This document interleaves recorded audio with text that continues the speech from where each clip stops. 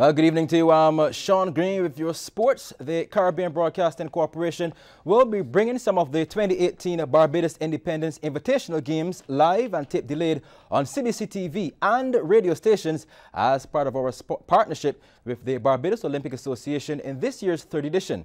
The announcement was made this morning at a media conference held at the BOA headquarters in Wildy, and Acting General Manager of the CBC, Rod London, revealed some of the benefits to be expected from the partnership.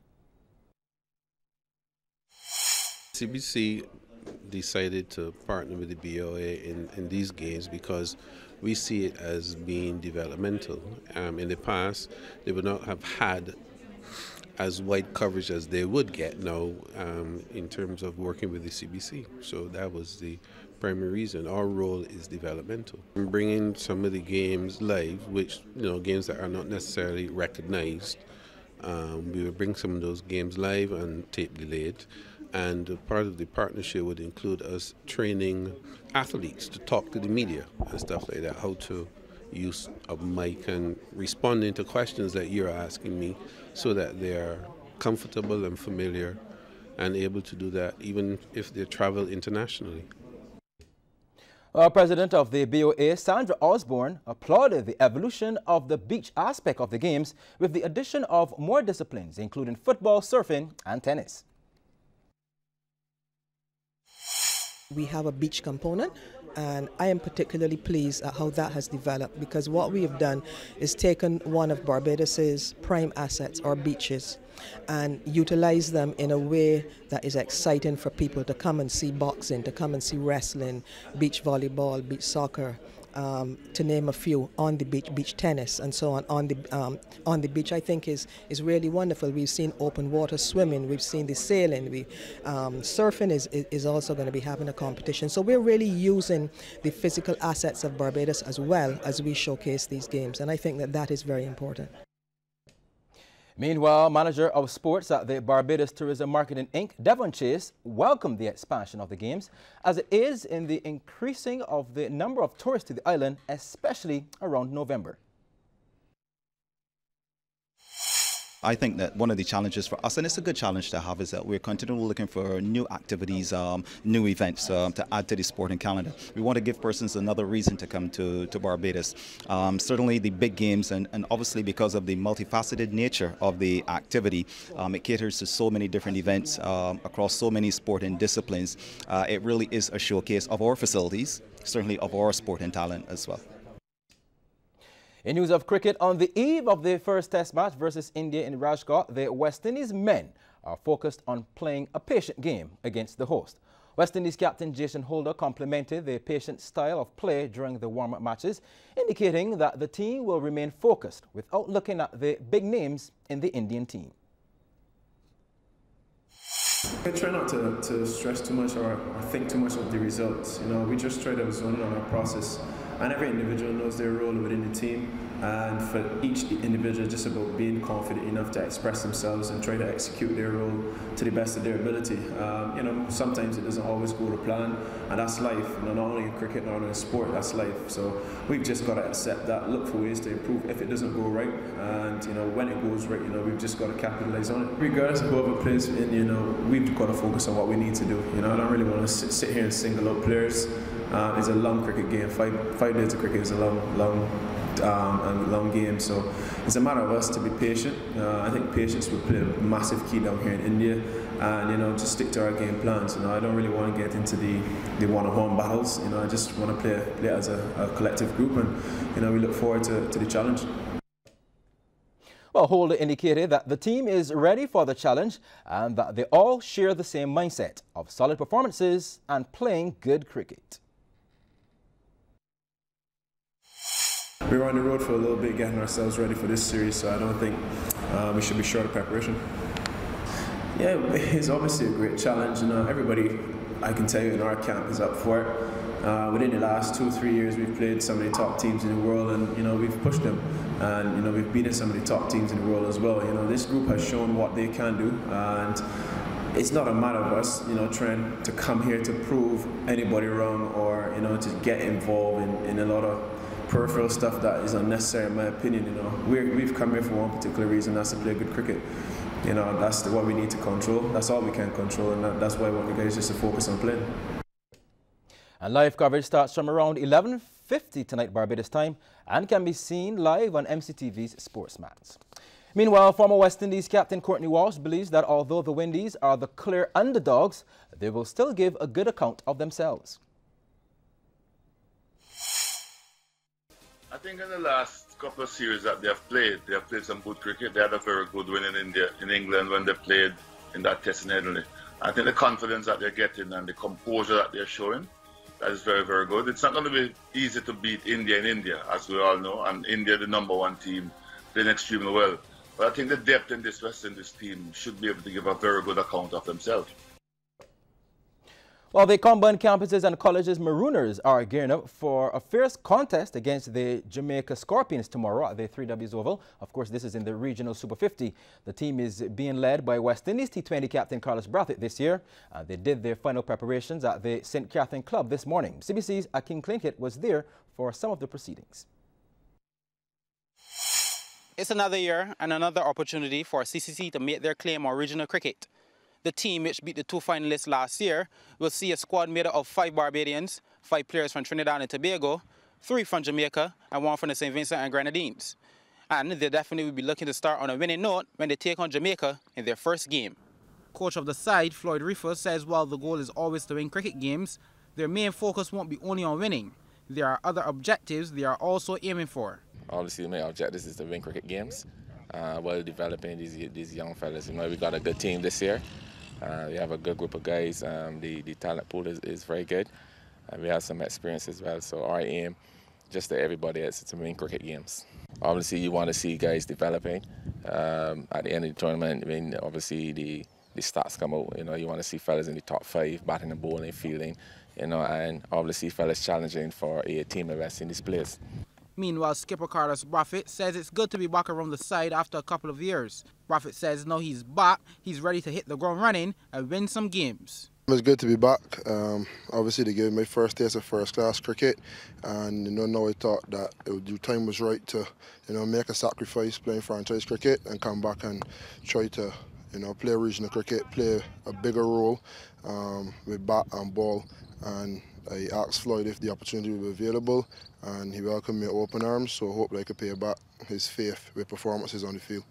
Well, I try to lead by example, whether it be on or off the park. We want you guys to play with a lot of passion. We are a very young team, as you said, with a few older heads. We want to show that we're the fittest, possibly, fittest team in the competition. We want to show that in the field, be energetic, show a lot of intensity, but ultimately runs and wickets win cricket games. And as a team, I've seen CTC obviously up close and from afar, always plan well, and the next step now is to put in performances of runs and wickets and eventually get over the line and start winning some games.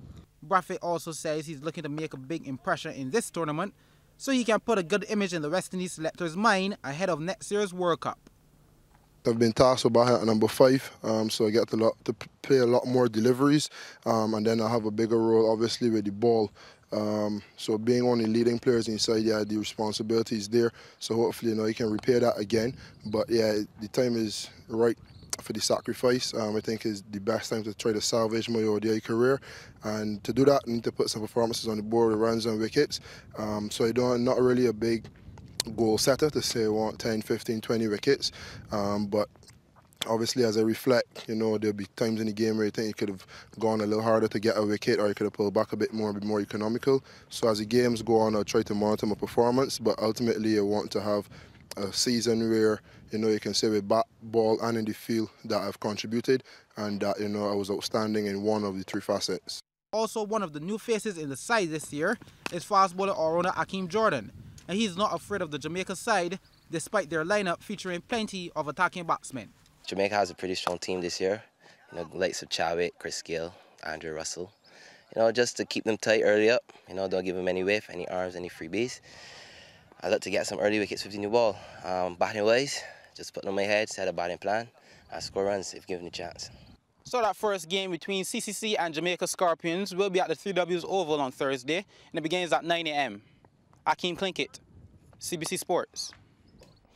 Well, in today's other ongoing games in Trinidad, West Indies beat 302 for 8. Canada so far 147 for 3 in 26 overs. And the TNT Red Force have reached 218 for 8 in 37 overs against the Windward Islands in that game that was delayed by rain. Now, for the first time in 9 rounds, both Barbados teams registered victories on the same day at the 43rd Chess Olympiad in Georgia. Today, the open side of Orlando husbands Martin Del Castillo, Justin Blackman and Brent Prescott convincingly defeated Ethiopia 3.5 to 1/2, while the women's team comprising Julissa Fajero, Christina Blackman, Vanessa Greenwich and Donna Murray overcame Palestine 2.5 to 1/2. to both move up the table ahead of the last 2 rounds of the competition. It was the 4th win of the Olympiad for both squads. The Olympiad moves into the 10th and penultimate round tomorrow. And after 4 rounds of play in the World 3-Move Restriction World Qualifier being played at the Divi South Winds Hotel, Ronald Suki King is leading the international field on 14 points. In hot pursuit, though, is American Alex Mosiev on 11. Now, both King and Mosiev have previously held the 3-Move Restriction title and would be very keen to win this qualifier, as the winner will challenge the current world champion Sergio Scarpetta of Italy. The competition will end tomorrow. Capo Marshall and Gabrielle Leslie are the Seoul Open national men's and women's singles champions after victories in the final played at the Wilde Tennis Center last night. Leslie defeated Hannah Chambers in 2 straight sets, winning 6-3, 6-3 in the women, while Marshall handed Shannon Williams a 6-3, 6-4 defeat. CBC's Kamal Haynes reports on the men's final. Young Capo Marshall in the forecourt taking on the experienced Shannon Williams. Williams with the forehand shot down the right, setting up the overhead smash, which he executes well to take the point. That's the only point he would claim in this first game, as Marshall started to apply the necessary pressure, forcing Williams to make countless unforced errors. Williams, who is known for his big serve, here with a chance to level the set at 1 game apiece, but the errors continue to flow. Marshall would take the second game after being up 40-15, showing Williams his intention of settling for nothing less than a win. Powerful forehand down the left, too good for Williams. The 16-year-old Marshall was no different in game 3, attacking the net and responding to every question Williams had to ask, finishing off with the overhead smash as he led by 3. Williams in game 4 showed why he's known for the big serve, cleanly sweeping aside Marshall and finishing with an ace to reduce his deficit by 1, still behind 1-3 in the set. Williams took 2 more games to come close to leveling at 3-4 and pulled off one of the plays of the night. He brought the lengthy rally to an abrupt end, first with a forehand cross-court return, then delivers the powerful forehand down the line. But Marshall continued on his path of winning when it counts, taking the first set 6-3 to put one hand on the trophy.